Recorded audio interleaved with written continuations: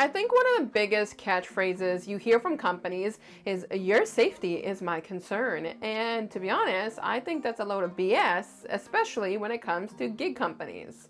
Doesn't matter to me if it's DoorDash, Instacart, Skip the Dishes, Uber, whatever it may be. Your safety is not their concern, and that's why in the last 2 years, I've had to worry about my own safety. Now here in this video, I'll give you some tips and tricks for safety concerns of being a gig worker.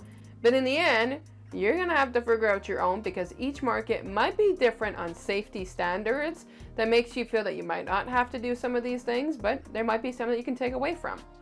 The first safety concern that I like to address when it comes to doing deliveries is my car. Your car is yours, and it doesn't belong to these companies, but it also does not belong to other drivers. So the first thing I gotta say is take your keys with you. I understand you want to have the car on idle so you can let it run because it's cold outside. I get it, but that don't mean there's not a bad seat waiting to take your car. Another thing, when it comes to the whole car aspect, the number one thing I do, and it does not matter if I'm getting out or coming in, is I lock that door. There's a button on the side of my car. I just click to lock it.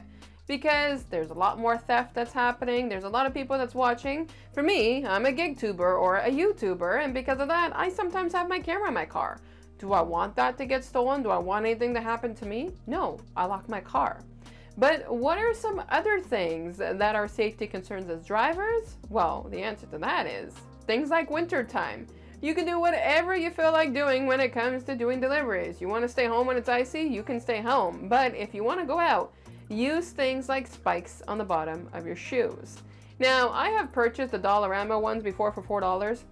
Within the first day of using them, I broke the strap. So I'm not going to recommend buying the spikes that are from the dollar store because they're really not durable. Plus, they slip off. You get ones at Walmart, Amazon, whatever it may be, because the grip on them is more rubber versus Velcro, and it's going to last a lot longer.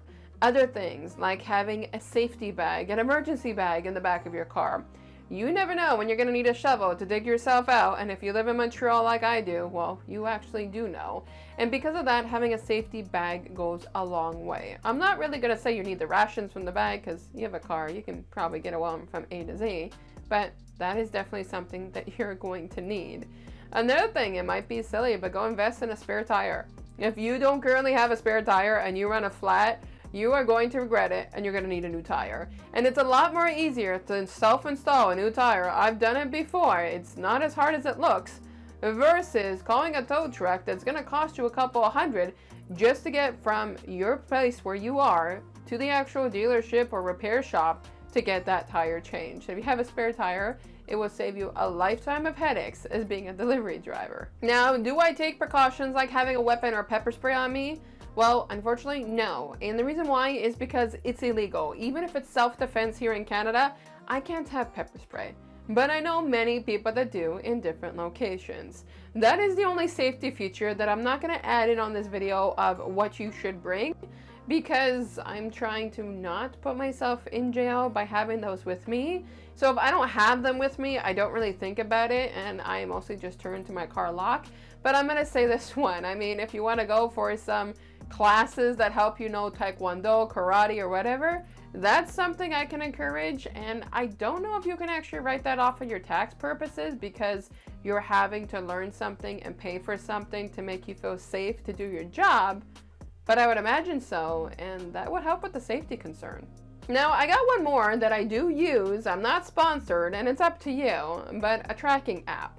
I use Life360, and I have a handful of people that I use it with, and it gives me the peace of mind that if something does happen to me, for example, my best friend, she can come and help me along the way.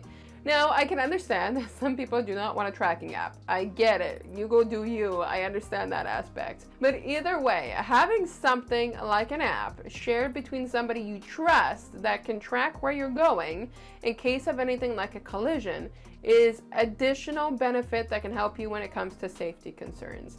Again, it is something that you can choose to do if you want to, but for me, I do use Life360. I love it, and it helps me along the way. Now, for my lovelies that follow this channel on a regular basis, comment below what you do when it comes to your safety concerns.